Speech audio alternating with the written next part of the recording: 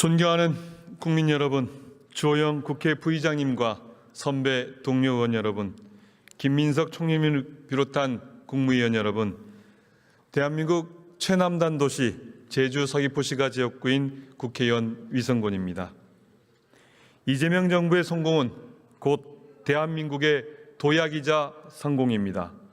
오늘 저는 우리 정부가 국민께 함께 약속한 공정, 균형 발전, 정의라는 세 가지 핵심 가치를 완수하기 위해 반드시 해결해야 할 과제들을 묻고자 이 자리에 섰습니다.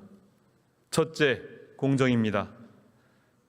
물가와 주거 안정을 통해 민생을 지키는 것이 기본입니다. 나아가 국가의 미래인 과학기술인님과 농민이 흘린 땀만큼 정당한 대우를 받고 확실한 보상 체계가 작동한 나라를 만들어야 합니다. 둘째, 균형 발전입니다. 각 지역의 강점을 살려 인재와 산업이 모이는 지방시대를 열고 스스로 성장하는 자생적 경제 생태계를 완성해야 합니다. 셋째, 정의입니다. 제주 4.3과 같은 국가폭력의 아픔을 끝까지 책임지는 것이야말로 국가의 존재 이유입니다. 존경하는 김민석 총리님, 그리고 국무위원 여러분, 땀 흘린 국민이 정당하게 대우받고 지방이 다시 활력을 찾으며 억울한 눈물이 없는 나라, 저는 이재명 정부가 나아가야 될 이 길이 성공할 수 있도록 정책의 빈틈을 메우고 지혜를 보태고자 이 자리에 섰습니다. 성실하고 책임 있는 답변을 기대하겠습니다. 국무총리께 질의하겠습니다.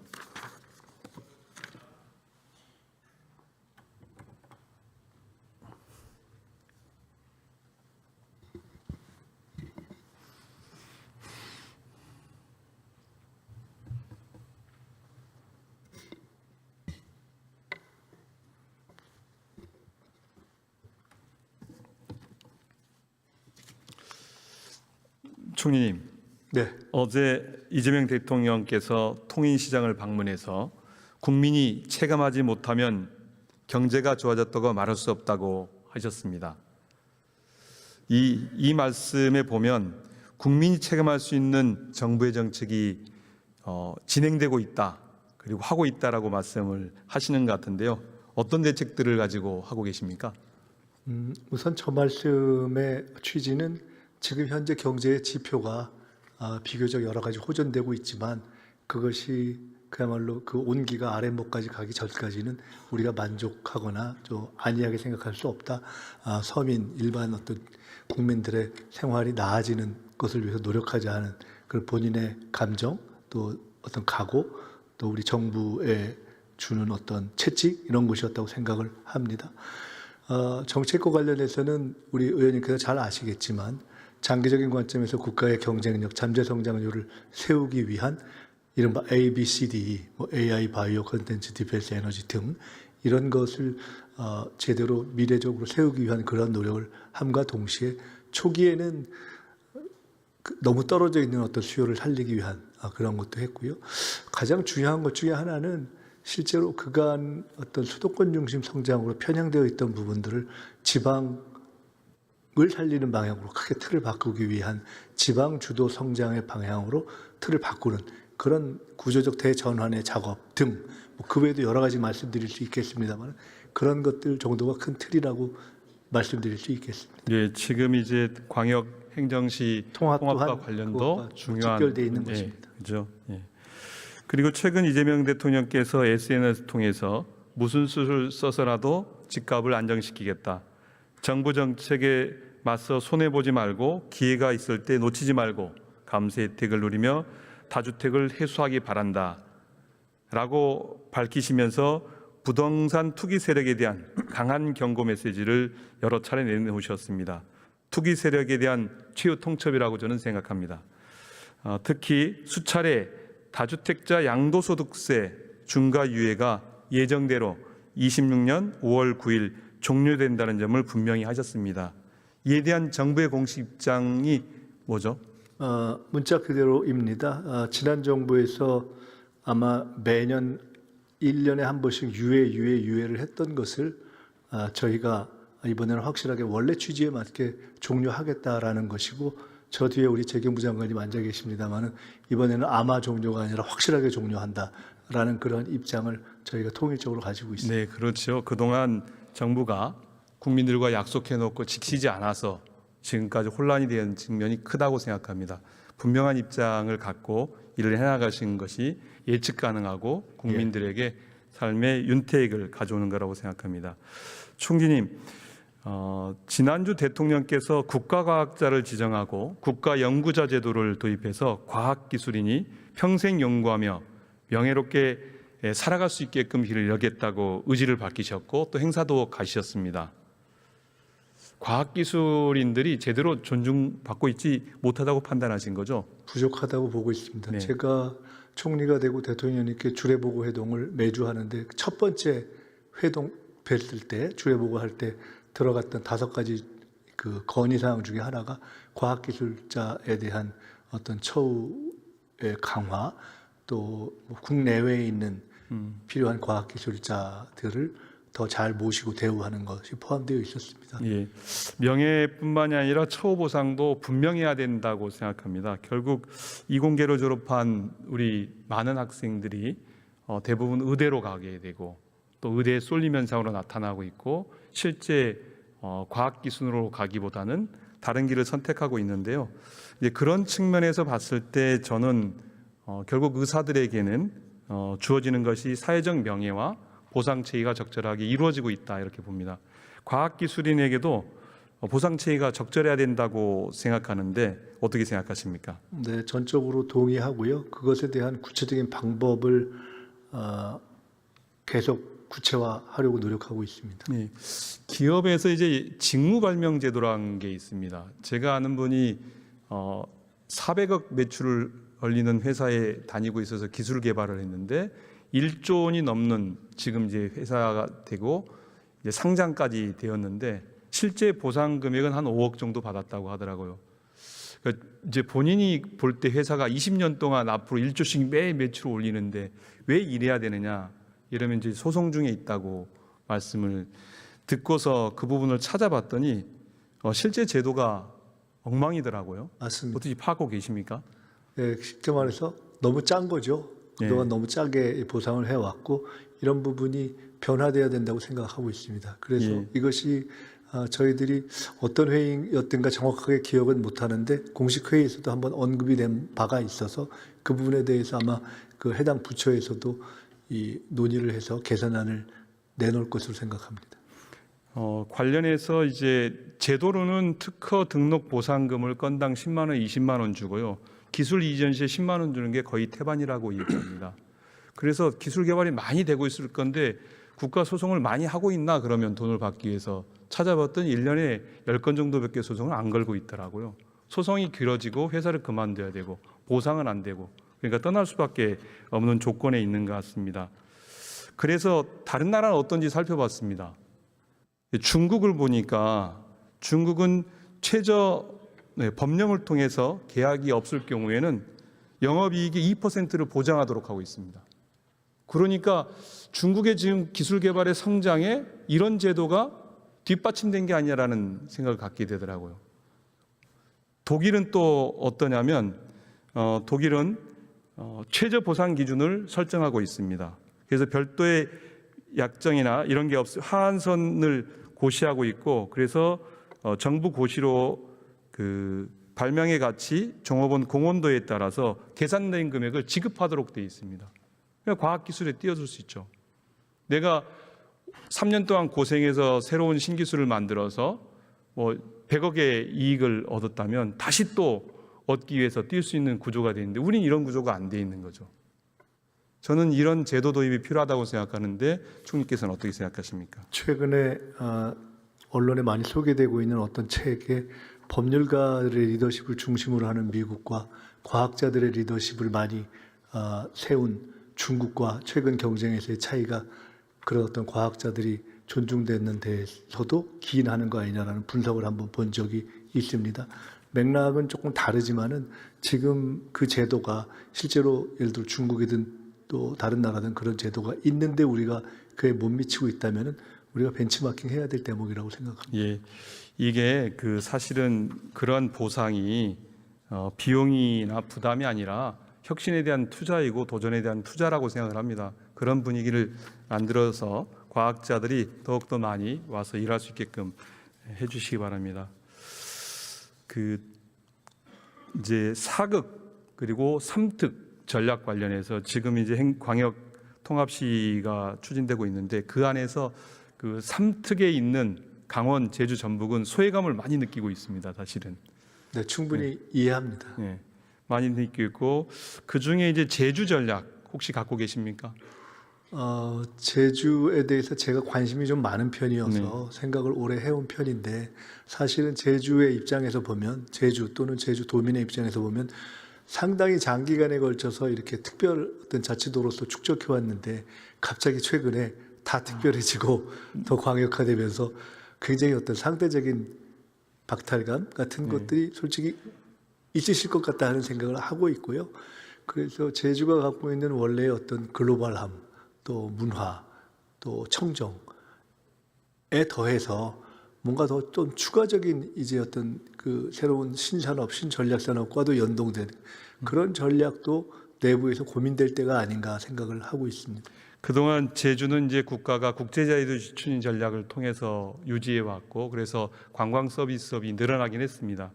그럼에도 불구하고 지역의 인재들이 제주를 떠나고 있고 지역은 산업이 만들어지지 않습니다. 그래서 그 제안을 좀 드리고 싶습니다. 네. 제주에 제주과학기술원 제주형 그 카이스트를 제안을 드립니다. 제주의 기후, 에너지 그리고 해양 관련되어진 특화된 분야에 대학원 중심의 연구원을 만들어서 사실상 연구원 대학이라고 얘기를 드릴 수 있겠는데요. 그런 대학을 좀 만들어서 실질적으로 그것을 기반으로 산업이 육성되게끔 하는 체제를 구축하면 어떻겠는가라고 제안을 드립니다. 어떻게 생각하십니까? 저는 일단 문제의식에 대해서는 전적으로 공감하고요. 특히나 제주 같은 경우에 생각해 볼 수 있는 대목이라고 봅니다. 다만 그 보니까 저렇게 완전히 독립된 연구원 대학으로 된 좀 근사한 대학을 만들고 운영하는데 드는 돈이 생각보다 어마어마하게 크더라고요. 뭐 몇 조 단위를 넘어서는 것이어서 같은 취지를 실현하는 데 있어서 저런 방식이 나을지 아니면 예를 들어 가령 제주대학의 일부분을 활용해서 그런 어떤 연구형 대학원으로 그 바깥의 어떤 역량과 결합해서 실질적으로는 그렇게 운영을 하는 방식이 더 비용 효율적인지 이 부분은 좀 논의하고 선택할 현실적으로 대학을 개선해서 이런 제도를 만들기는 어렵고요. 제가 오키나와를 다녀왔는데 오키나와 과학기술원 대학이 있는데 그 대학은 이제 박사 과정과 박사 후 과정 그리고 국제 입학 특례 그리고 이제 그 연구비를 블록 펀딩 방식으로 지급하면서 운영하고 있는데 성공적으로 운영하고 있습니다. 한 300명 정도의 학생이 다니고 있고요. 100명 정도의 이제 교수 자원이 있는데 제주는 뭐 이 정도 규모보다 좀 작거나 이 정도 된다라면 1년에 여기 이제 오키나와 대학은 한 2천억 정도 지원이 되고 있는데 연구비가 뭐 1,000억 정도 지원하고 그리고 대학을 설립하는데 한 5천억 정도 들면 충분히 운영 가능하다. 어제 이제 그 이광현 전 울산 유니스트 총장도 만나서 대화를 나눴더니 충분히 가능하겠다라고 말씀하시더라고요. 적극적으로 좀 검토해 주시겠습니까? 만약 그 정도라면 뭐 제가 그거를 딱 지금 자신 있게 말씀드릴 수는 없지만 저 개인의 입장에서 말씀드린다면 아까 말씀드린 것처럼 취지와 방향은 저는 굉장히 공감하고요. 어떤 지원 규모의 면에서 상호 감당할 수 있는 정도라면은 생각을 같이 해봐야 되는 거 아닌가. 예. 이재명 정부가 대통령에 이제 제주에 줄 수 있는 게 무엇일까 고민해봤습니다.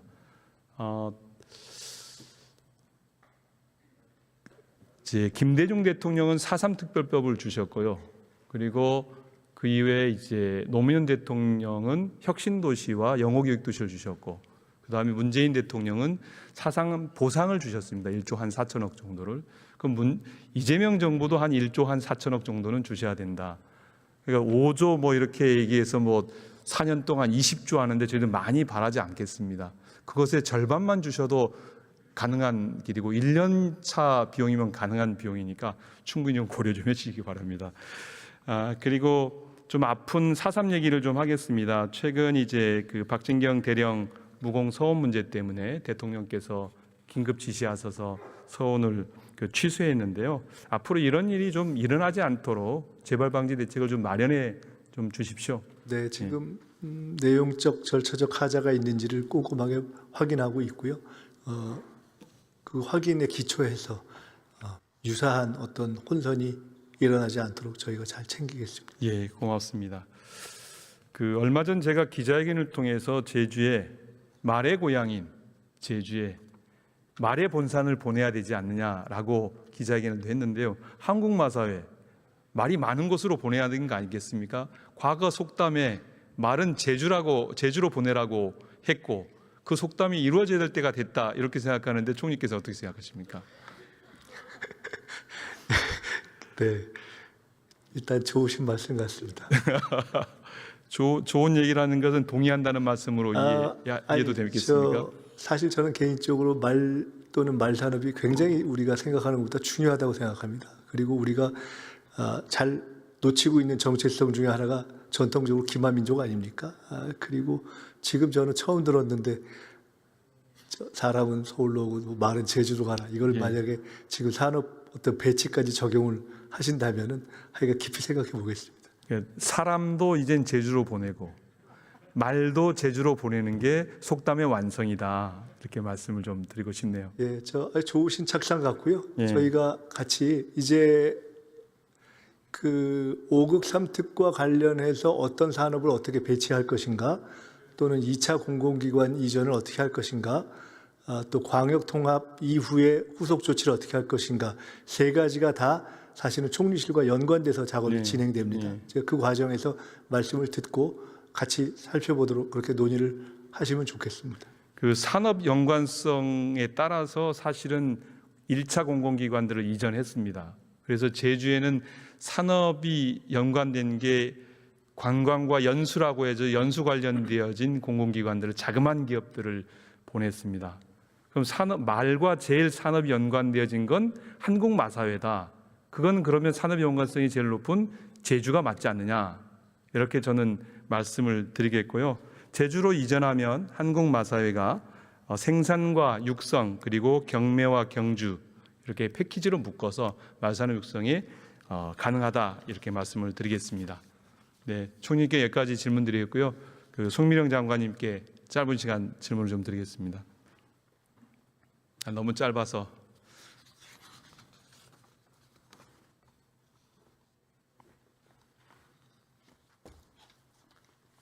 예, 의원님. 질문을 하고 나중에 답을 해주시기 바랍니다. 예.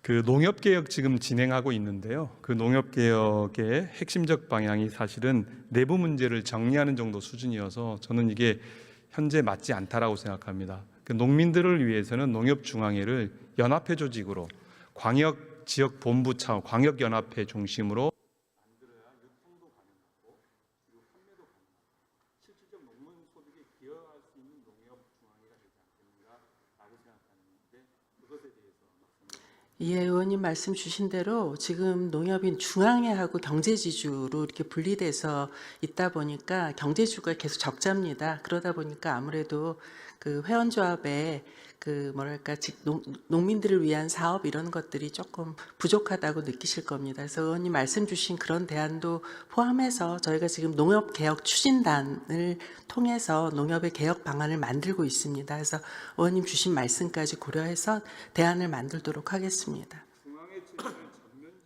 예, 맞습니다. 그래서 의원님 말씀 주신 그 연합회 체제에 대한 주장이 이전에 농협개혁 할 적에도 사실 주장이 있었습니다. 근데 그것을 실행하는데 다소 그 어려운 측면들이 있어서 지금의 이제 경제지주 요 방식으로 이렇게 정립이 된 것인데요. 예. 네. 세 개 축이 있습니다. 일본도. 예, 그렇습니다. 예. 예, 근본적인 대안을 마련할 수 있도록 검토하도록 하겠습니다. 예, 고맙습니다.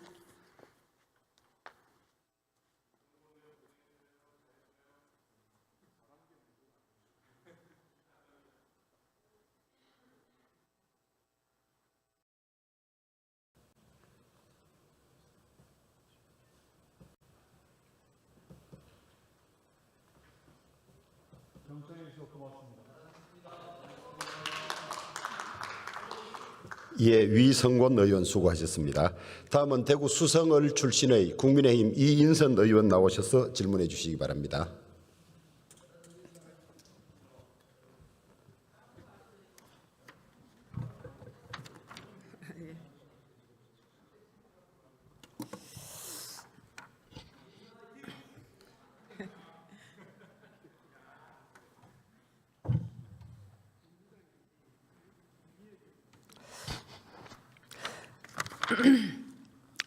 존경하는 국민 여러분, 주호영 국회 부의장님, 그리고 선배 동료 의원 여러분, 그리고 김민석 국무총리님과 국무위원 여러분, 국민의힘 대구 수성구을 국회의원 인선입니다.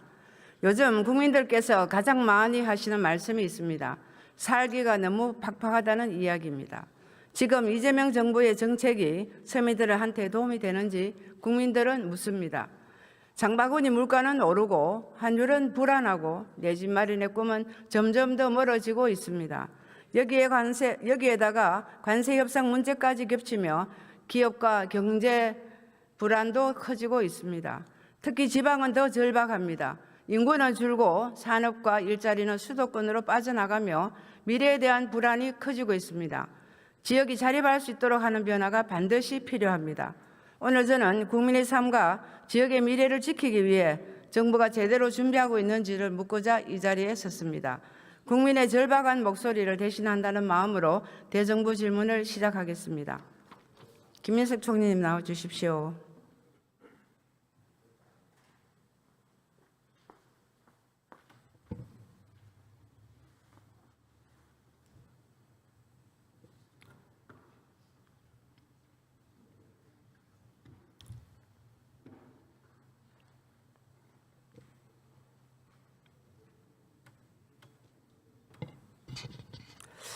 예, 좀 수고 많습니다. 네, 요즘 가계는 파탄, 기업은 파괴, 미래는 파멸, 세간에서 이재명 정부를 3파